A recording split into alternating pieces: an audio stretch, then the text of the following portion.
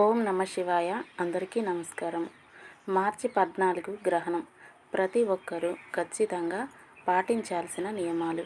ఈ నెల మార్చి 14వ తేదీన అతిపెద్ద చంద్రగ్రహణం ఏర్పడబోతుంది. ఈ చంద్రగ్రహణంతో పాటు పౌర్ణమి తిథి కూడా ఏర్పడింది.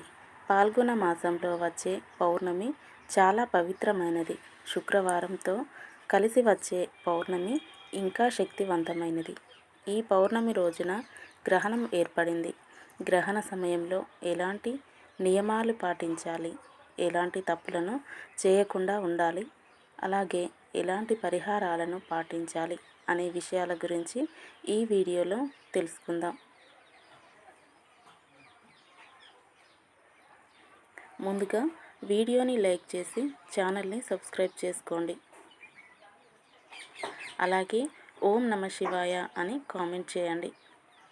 ఈ నెల మార్చి 14వ తేదీన శుక్రవారం నాడు కొన్ని నియమాలు పాటిస్తూ కొన్ని రకాల పరిహారాలను పాటిస్తే మీ ఇంటికి అఖండ రాజయోగం ప్రాప్తిస్తుంది. శుక్రవారంతో కలిసి వచ్చిన పౌర్ణమి తిథిని లక్ష్మీదేవికి అంకితం చేయబడింది. అందులోనూ గ్రహణం రోజున వచ్చే పౌర్ణమి ఇంకా శక్తివంతమైనది.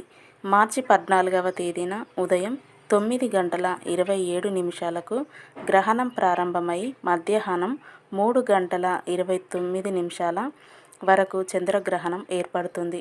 సుమారు 6 గంటల పాటు గ్రహణ సమయం ఉంటుంది.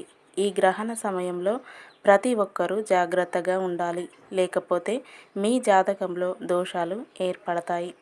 ఈ గ్రహణం ప్రారంభం కాకముందే ఉదయం టిఫిన్లు చేసేయండి. అలాగే మీరు వండిన ఆహారం పైన తులసి ఆకులను కానీ గరికను కానీ వేయండి, లేకపోతే ఆహారం కలుషితం అవుతుంది. గ్రహణం సమయంలో పూజ గదిని తప్పకుండా మూసేయాలి. గ్రహణ సమయంలో దేవుని పటాలను ముట్టుకోకూడదు, అలాగే దేవాలయాలకు వెళ్ళకూడదు. గ్రహణం పూర్తయిన తర్వాత ప్రతి ఒక్కరూ ఖచ్చితంగా తలస్నానం చేయాలి. అలాగే మీ ఇల్లంతా శుభ్రం చేసుకోవాలి.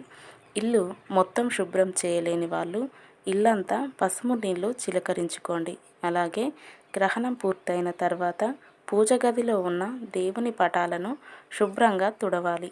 ఎవరైతే బాగా డబ్బు సంపాదించాలని కోరుకుంటారో అలాంటి వారు ఈ చంద్రగ్రహణం సమయంలో లక్ష్మీదేవి బీజ మంత్రాన్ని చదివితే మీ కుటుంబానికి అఖండ రాజయోగం సిద్ధిస్తుంది. ఆ శక్తివంతమైన మంత్రం ఏమిటంటే ఓం శ్రీం హ్రీం క్లీం ఔం స్వాహ. ఈ మంత్రాన్ని 21 సార్లు జపించండి. నెల రోజుల్లోనే ఆర్థిక సమస్యలన్నీ తొలగిపోయి ఆకస్మిక ధనలాభం కలిసొస్తుంది. ఇక పాల్గొన పౌర్ణమి సందర్భంగా ప్రతి ఒక్కరూ సాయంత్రం సమయంలో ఇంట్లో ఖచ్చితంగా దీపారాధన చేసుకోవాలి. ఈ రోజున చేసే పూజలకు రెట్టింపు పుణ్యఫలితం లభిస్తుంది. లక్ష్మీ కటాక్షంతో విపరీతమైన ధనయోగం సిద్ధిస్తుంది. పౌర్ణమి రోజున సాయంత్రం సమయంలో చేసే పూజలకు లక్ష్మీదేవి సంతోషించి మీ ఇంట్లో ఎలాంటి డబ్బు కష్టాలు లేకుండా మీ ఇల్లంతా అష్టైశ్వర్యాలతో నిండిపోవాలని లక్ష్మీదేవి వరాన్ని ప్రసాదిస్తుంది. ఎందుకంటే ఈ పౌర్ణమి రోజున చేసే పూజలు నేరుగా లక్ష్మీదేవి పాదాలకు చేరుకుంటాయి. పౌర్ణమి రోజున దీపారాధన చేసే సమయంలో లక్ష్మీదేవికి హారతి ఇచ్చేటప్పుడు ఒక శక్తివంతమైన మంత్రాన్ని జపించండి.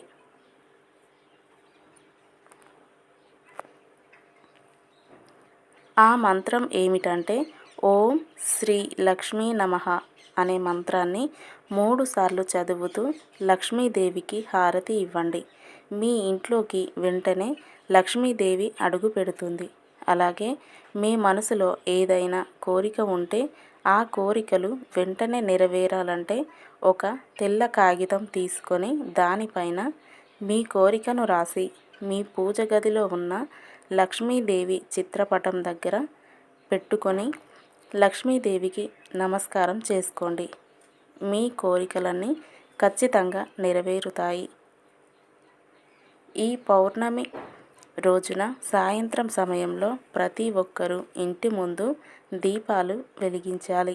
పౌర్ణమి రోజున సాయంత్రం సమయంలో లక్ష్మీదేవి మన గుమ్మం ముందుకు వస్తుందట. మన గుమ్మం ముందుకు వచ్చిన లక్ష్మీదేవి మన ఇంట్లోకి అడుగు పెట్టాలంటే ఇంటి గుమ్మం ముందు 2 దీపాలు వెలిగించాలి. లక్ష్మీదేవి ఆశీర్వాదంతో మీ ఇల్లంతా డబ్బుతో నిండిపోతుంది. ఈ పౌర్ణమి రోజున ముక్కోటి దేవతలందరూ భూమిపైకి వచ్చి పుణ్య నదుల్లో స్నానం చేసి మహావిష్ణువును పూజిస్తారట. కాబట్టి ఈ పౌర్ణమి రోజున సాయంత్రం స్నానం చేసేటప్పుడు నీటిలో కొంచెం పసుపు వేసుకొని తలస్నానం చేస్తే పుణ్య నదుల్లో స్నానం చేసినంత ఫలితం లభిస్తుంది. సర్వ పాపాలన్నీ నాశనమయ్యి స్వర్గలోక ప్రాప్తి కలుగుతుంది. కలబంద మొక్కను అదృష్ట మొక్కగా భావిస్తారు. అయితే ఈ పౌర్ణమి రోజున ఇంటి ముందు కలబంద మొక్కను నాటుకుంటే మీ కుటుంబానికి సకల శుభాలు చేకూరుతాయి. కలబంద మొక్క ఎంత ఏపుగా పెరిగితే అంత ఐశ్వర్యం మీ కుటుంబానికి ప్రాప్తిస్తుంది. మీ ఇంటి సంపద పెరుగుతుంది. కాబట్టి డబ్బు సమస్యలతో ఇబ్బంది పడేవారు కలబంద మొక్కను ఈ రోజున నాటుకోవడం చాలా మంచిది. డబ్బు కష్టాలన్నీ తీరిపోతాయి. అలాగే అనారోగ్య సమస్యలతో బాధపడేవారు, నరదృష్టి దోషాలతో ఇబ్బంది పడేవారు ఈ పౌర్ణమి రోజున మీ కాలికి నల్ల దారాన్ని కట్టుకోండి. పౌర్ణమి రోజు నల్ల దారం కట్టుకుంటే ఏలినాటి శని దోషాలన్నీ తొలగిపోతాయి. జాతకంలో ఉన్న దరిద్రం మొత్తం తొలగిపోతుంది. నరదిష్టి ప్రభావం ఉండదు. ఈ పౌర్ణమి రోజున చెట్ల ఆకులను తుంచకూడదు. ముఖ్యంగా ఈ పౌర్ణమి నాడు సాయంత్రం సమయంలో ఉపవాసం ఉంటే చాలా మంచిది. మన హిందూ ధర్మశాస్త్రాల్లో తాబేలును విష్ణు స్వరూపంగా భావిస్తారు. కాబట్టి ఈ పౌర్ణమి రోజున ఒక తాబేలు విగ్రహాన్ని మీ ఇంటికి తెచ్చుకొని పూజ గదిలో పెట్టుకోండి. డబ్బు పరంగా మీ ఇంటికి బాగా కలిసి వస్తుంది. విపరీతమైన సంపద పెరుగుతుంది. ఈ రోజున పొరపాటున కూడా జుట్టు కత్తిరించడం, గోర్లు కత్తిరించడం చేయకూడదు. పౌర్ణమి రోజున కోపానికి దూరంగా ఉండాలి. ముఖ్యంగా ఈ పౌర్ణమి నాడు తులసి మొక్కకు నీళ్లు పోసి తులసి చెట్టు చుట్టూ 5 ప్రదక్షిణలు చేస్తే జీవితాంతం డబ్బు కొరత ఏర్పడకుండా ఉంటుంది. మన జ్యోతిష శాస్త్రాల ప్రకారం మన భారతదేశంలో మాత్రం సంపూర్ణ చంద్రగ్రహణం ఏర్పడలేదు. కాబట్టి గ్రహ నియమాలు పాటించకపోయినా సరే ఎలాంటి దోషం ఏర్పడదు. కానీ శక్తివంతమైన పౌర్ణమి గడియల్లో లక్ష్మీదేవిని పూజించడం మాత్రం మర్చిపోకండి.